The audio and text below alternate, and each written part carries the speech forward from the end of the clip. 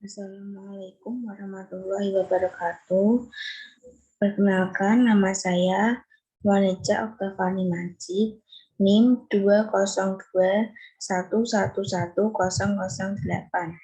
kelas 2A Manajemen, Fakultas Ekonomi dan Bisnis. Di sini saya akan menjawab pertanyaan ujian akhir semester 2 Universitas Muria Kudus.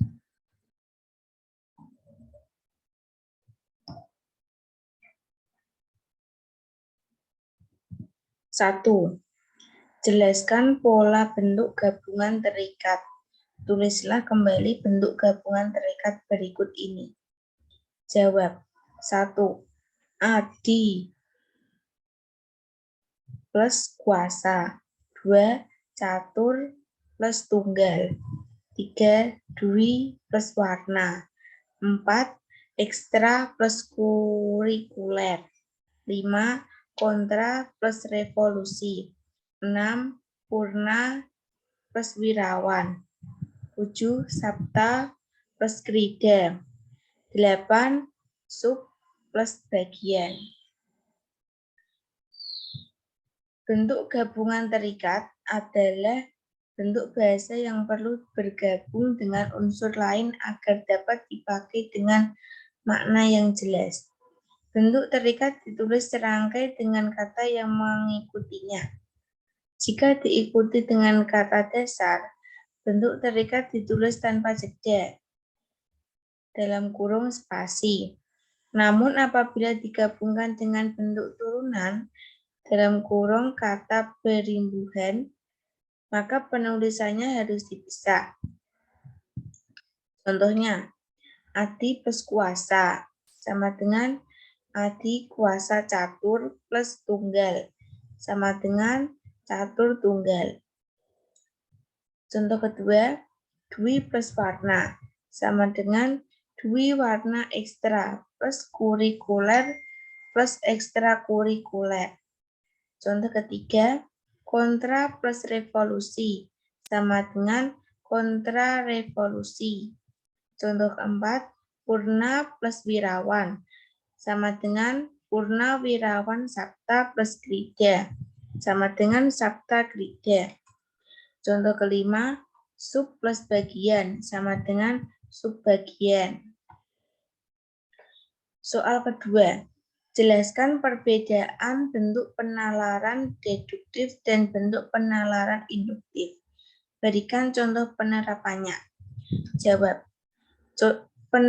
Penalaran deduktif adalah proses penalaran untuk menarik kesimpulan berupa prinsip atau sikap yang berlaku khusus berdasarkan atas fakta-fakta yang bersifat umum. Proses penalaran ini disebut deduksi. Kesimpulan deduktif dibentuk dengan cara deduksi, yakni dimulai dari hal-hal umum menuju kepada hal-hal yang khusus atau hal-hal yang lebih rendah. Proses pembentukan kesimpulan deduktif tersebut dapat dimulai dari suatu dalil atau hukum menuju kepada hal-hal yang konkret.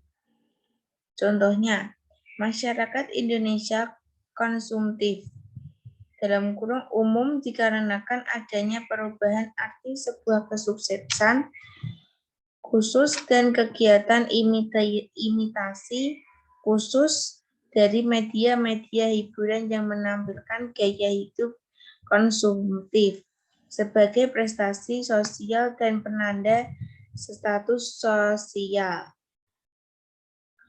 Penalaran induktif. Penalaran induktif paragraf induktif adalah paragraf yang diawali dengan menjelaskan permasalahan-permasalahan khusus, mengandung pembuktian dan contoh-contoh fakta, yang diakhiri dengan kesimpulan yang berupa pernyataan umum. Paragraf induktif adalah paragraf yang diawali dengan menjelaskan permasalahan-permasalahan khusus, mengandung pembuktian dan contoh-contoh fakta, yang diakhiri dengan kesimpulan yang berupa pernyataan umum.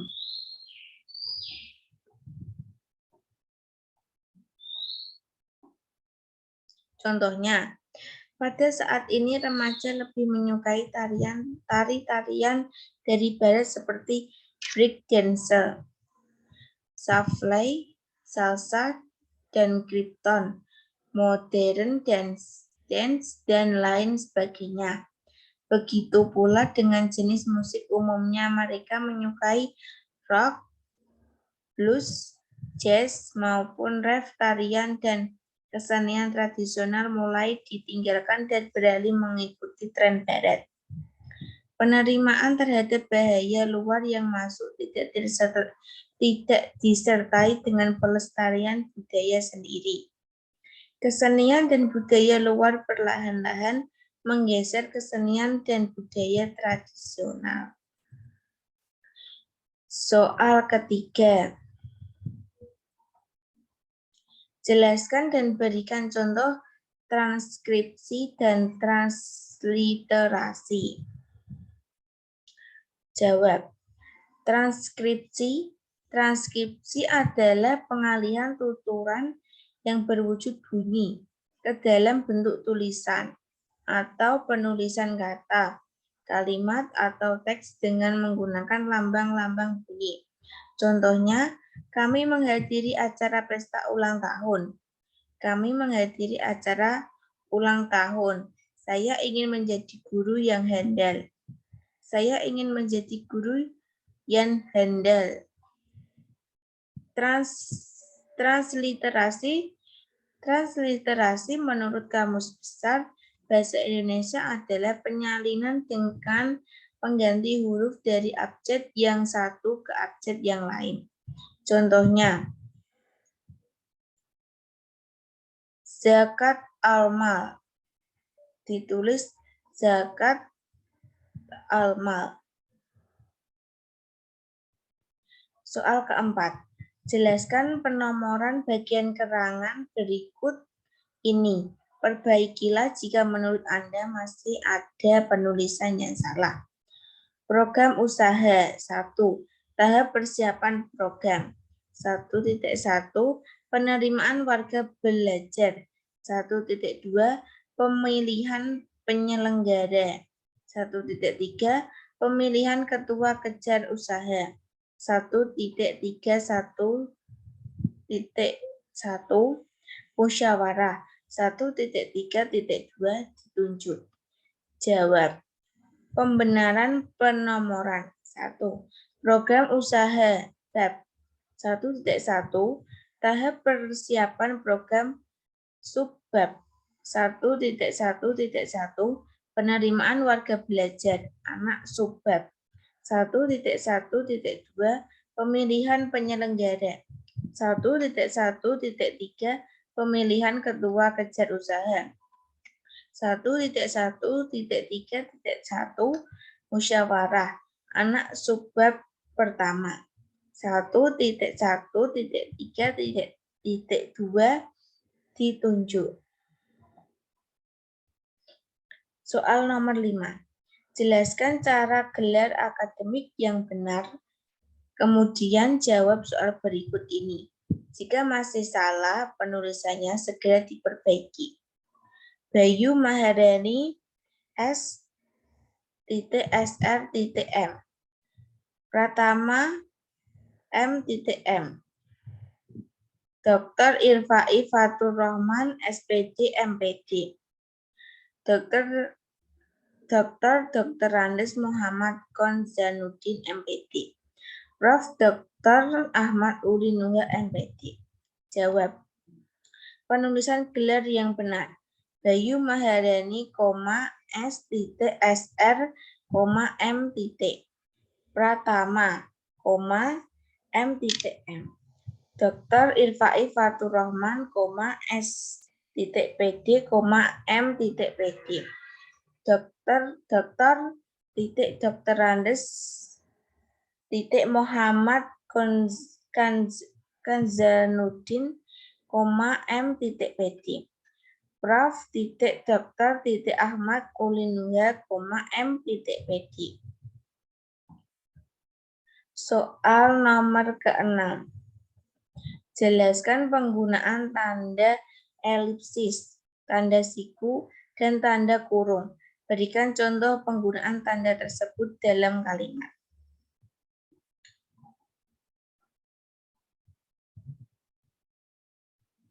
Jawab. 1. Tanda baca elipsis bentuknya adalah seperti ini. Dalam kurung, titik, titik, titik, dalam kurung tutup, koma, yaitu 3 tanda titik yang disusun secara berurutan. Tanda baca elipsis berfungsi untuk menandakan kalimat yang terputus-putus, menghilangkan sebuah kata dalam kalimat, memberikan jeda atau jarak dalam sebuah pembicaraan. Contohnya, enak sekali masakan ini. 2. Tanda baca kurung siku. Dipakai untuk mengapit keterangan yang ada di kalimat penjelas. Contohnya, cara penulisan tersebut dapat dilakukan dengan notasi ilmiah. Contoh dalam tabel. Lihat halaman 22. 3. Tanda baca kurung yang digunakan untuk mengapit angka atau huruf yang merinci suatu urutan. Contohnya, penulisan kalimat dalam bahasa Indonesia harus sesuai dengan EYD dalam kurung ejaan yang disempurnakan. Soal nomor ke-7. Jelaskan 3 cara penalaran induktif meliputi generalisasi, analogi, dan hubungan sebab akibat. Kausal. Silakan jelaskan satu persatu disertai contohnya. Jawab. 1. Generalisasi adalah proses bernalar yang bertolak dari sejumlah gejala atau peristiwa yang serupa untuk menarik kesimpulan mengenai semua atau sebagian dari gejala atau peristiwa yang bersangkutan. Contohnya, seorang anak melakukan jogging setiap pagi. Seorang ibu melakukan jogging setiap pagi. Generalisasi. Anak dan ibu melakukan jogging pada setiap pagi. 2. Sebab akibat. Dalam kurung kausal. Menyatakan bahwa semua peristiwa yang terjadi di dunia ini terjalin dalam rangkaian sebab akibat. Contohnya, Andi suka membantu sesama tanpa pamrih. Dia juga selalu baik terhadap semua orang. Akibat. Sikapnya yang sopan membuat dia mudah diterima di lingkungan mana saja. Tidak hanya itu, dia juga memiliki tutur kata yang lembut. Dalam kurung sebab. 3. Analogi adalah perbandingan yang menunjukkan kesamaan antara dua barang atau sesuatu yang dibandingkan. Suatu hal yang dibandingkan. Contohnya, mendidik anak sama seperti merawat sebuah tanaman. Dalam merawat tanaman, kita mesti merawat mereka secara telaten dan sabar. Sehingga tanaman yang kita rawat bisa bertumbuh dengan semestinya. Begitu juga dengan mendidik anak. Perlu adanya ketelatenan dan kesabaran ekstra agar mereka dapat bertumbuh dengan semestinya. Oleh karena itu, kita harus mendidik anak kita dengan telaten dan sabar seperti halnya saat kita merawat tumbuhan. Soal nomor ke-8. Jelaskan yang dimaksud dengan silogisme. Berikan contoh silogisme. Jawab. Silogisme adalah suatu pengambilan kesimpulan dari dua macam keputusan yang mengandung unsur yang sama dan salah satunya harus universal. Suatu keputusan yang ketiga yang kebenarannya sama dengan dua keputusan yang mendahuluinya. Dengan kata lain, silogisme merupakan pola berpikir yang disusun dari dua buah pernyataan dan sebuah kesimpulan. Contohnya, 1. Semua makhluk mempunyai mata, remis mayor. 2. Si kacung adalah seorang makhluk, dalam kurung premis minor. 3. Jadi, si kacang mempunyai mata, dalam kurung kesimpulan. Soal nomor ke-9. Apa yang dimaksud dengan konjungsi? Sebutkan jenis konjungsi dan berikan contoh penerapan konjungsi. Jawab. Pengertian konjungsi. Dalam pengertian sempit, konjungsi sering didefinisikan sebagai kata hubung. Konjungsi merupakan salah satu tipe kohesi gramatikal yang biasanya dilakukan dengan menghubungkan suatu unsur terhadap unsur lain dalam tulisan. Pengertian konjungsi dalam KBBI adalah kata maupun ungkapan penghubung antar fraso, antar kata, antar kalimat, dan antar klauso. Jenis-jenis konjungsi dan contoh penerapannya. Konjungsi adiktif adalah kata penghubungan yang memberikan keterangan tambahan. Itulah mengapa jenis yang satu ini sering juga disebut dengan kata penghubung gabungan, tapi tanpa mengubah keterangan di dalam kalimat sebelumnya. Contohnya, dan, bahkan, selain itu, serta.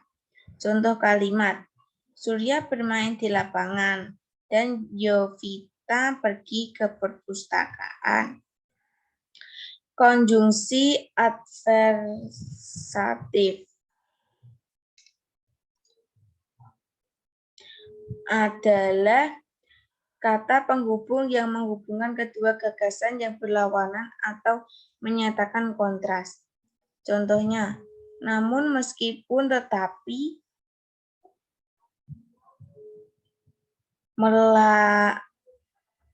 melainkan. Contoh kalimatnya, Rita tetap berangkat ke sekolah meskipun sedang hujan lebat.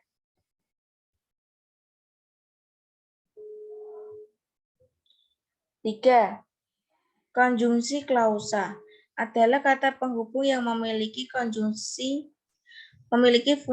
untuk menghubungkan dua gagasan yang memiliki hubungan sebab akibat. Biasanya kita sering mengucapkan atau menulis kata jadi. Itu termasuk salah satu contohnya. Contoh, jadi, karena, sebab, sehingga. Contoh kalimat, hari ini Raffi tidak mengerjakan tugas karena semalam bermain game. 4. Konjungsi temporal berfungsi untuk menyatakan waktu atau suatu hubungan kronologi yang ada atau terjadi di dalam teks serta terdapat suatu hasil. Intinya, kamu ingat kata temporal yang berarti waktu. Contoh, kemudian, lalu, setelahnya, sebelumnya. Contoh kalimat, Alfat mengerjakan PR, kemudian dia membantu Putri membersihkan halaman rumah. Soal nomor 10. Wacana terbagi menjadi 5, yakni wacana narasi, deskripsi, eksposisi, argumentasi, persuasi. Jelaskan ciri dan perbedaan tiap wacana tersebut, serta berikan contohnya. Jawab. Wacana narasi. Wacana narasi yaitu yang bisa disebut wacana penceritaan atau wacana penuturan adalah wacana yang menceritakan suatu hal atau kejadian melalui penonjolan atau tokoh. Ciri-ciri. Menceritakan peristiwa adanya tokoh waktu kronologis. Contohnya, I.R. Soekarno. I.R. Soekarno, Presiden Republik Indonesia pertama, adalah seorang nasionalis. Ia memimpin PNI pada tahun 1928. Soekarno menghabiskan waktunya di penjara dan di tempat pengasingan karena keberaniannya menentang penjajah. Soekarno mengucapkan pidato tentang dasar-dasar Indonesia merdeka yang dinamakan Pancasila pada sidang BPUPKI tanggal 1 Juni 1945. Soekarno bersama Hatta sebagai wakil bangsa Indonesia memproklamasikan kemerdekaan Indonesia pada tanggal 17 Agustus 1945. Ia ditangkap Belanda dan diasingkan ke Bengkulu pada tahun 1948. Soekarno dikembalikan ke Yogyakarta dan dipulihkan kedudukannya sebagai Presiden Republik Indonesia pada tahun 1949. Jika jiwa kepemimpinan dan perjuangannya tidak pernah pupus. Soekarno bersama pemimpin-pemimpin negara lainnya menjadi juru bicara bagi negara-negara non-blok pada Konferensi Asia Afrika di Bandung tahun 1955. Hampir seluruh perjalanan hidupnya dihabiskan untuk berbakti dan berjuang. 2. Wacana deskripsi. Wacana deskripsi adalah wacana yang melukiskan suatu objek secara mendetail dari segi, sehingga objek tersebut dapat dilihat, didengar, ataupun dirasakan. Ciri-ciri berorientasi pada objek dan tidak terikat oleh waktu wacana, yang melukiskan, menggambarkan, dan memberikan realita. Contohnya, penggambaran bentuk fisik seseorang dideskripsikan sejelas-jelasnya sehingga tampak lebih objektif. Bentuk tubuhnya yang tinggi, kekar, matanya yang menatap tajam, atau bentuk tubuh yang kurus, bermata sayu, wajah pucat dapat dideskripsikan dalam karangan deskripsi. 3. Wacana eksposisi. Wacana eksposisi adalah wacana yang menjelaskan atau memaparkan suatu pokok permasalahan secara global. Wacana eksposisi merupakan wacana yang bertujuan utama untuk memberitahu, mengupas, mengurai, atau menerangkan sesuatu. Ciri-cirinya, menyampaikan informasi atau pengetahuan secara singkat, jelas, padat, dan lugas berbahasa sesuai ejaan baku. Informasi atau pengetahuan berdasarkan kondisi sebenarnya, bersifat faktual. Isi informasi atau pengetahuan mengandung unsur apa, siapa, di mana, kapan, mengapa, di mana. Contohnya, ozon therapy adalah pengobatan suatu penyakit dengan cara memasukkan oksigen murni dari ozon berenergi tinggi ke dalam tubuh melalui darah. Ozon therapy merupakan terapi yang sangat bermanfaat bagi kesehatan, bagi untuk menyembuhkan penyakit yang kita derita maupun sebagai pencegah penyakit. Keempat, wacana argumentasi. Wacana argumentasi adalah wacana yang berisi ide atau gagasan yang dilengkapi dengan data-data sebagai bukti dan bertujuan untuk meyakinkan pembaca terhadap kebenaran ide atau gagasan.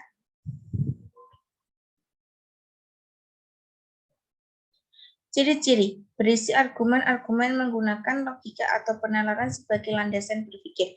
Contohnya, kapan pendidikan gratis terwujud? Pendidikan gratis hanya janji yang bergema luas saat kampanye dan pemilihan pimpinan daerah maupun pusat. Saat pemilihan usai akan lain ceritanya. Anak-anak miskin di kota, desa, dan pedalaman tetap mengalami kesulitan untuk mengakses pendidikan yang layak. Di perkotaan, sekolah berlomba-lomba meningkatkan sarana dan prasarana dengan jalan menaikkan pungutan dengan dalih sumbangan pendidikan. uang gedung, dan lain-lain karena biasanya masyarakat perkotaan lebih memilih sekolah yang mempunyai sarana pendidikan yang baik sehingga mereka tidak akan segan untuk membayar mahal demi memberikan pendidikan yang terbaik bagi anak-anak mereka. Sebaiknya di pinggiran kota, pedesaan, dan pedalaman. Sekolah tidak bisa mengenakan pungutan kepada orang tua siswa karena tidak ada lagi yang bisa dipungut dari masyarakat. Para siswa harus puas dengan kondisi fasilitas pendidikan. Kelima, wacana persuasi. Wacana persuasi adalah wacana yang berisi rayuan, ajakan, himbauan, atau harapan. Wacana persuasi bertujuan untuk mempengaruhi orang lain agar melakukan sesuatu yang diinginkan. Ciri-cirinya harus menimbulkan kepercayaan para pembacanya. Persuasi sedapat mungkin menghindari konflik agar kepercayaan tidak hilang dan agar kesepakatan pendapatnya tercapai. Persuasi memerlukan fakta dan data. Contohnya, Sampah tinggal di kota yang padat seperti di Jakarta. Setiap individu sebaiknya menjaga kebersihan lingkungan. Salah satu cara yang paling mudah dalam menjaga kebersihan lingkungan adalah dengan membuang sampah pada tempatnya. Seperti halnya saat musim penghujan di berbagai pintu air yang ada di Jakarta dipenuhi dengan tumpukan sampah yang tidak enak dipandang. Hal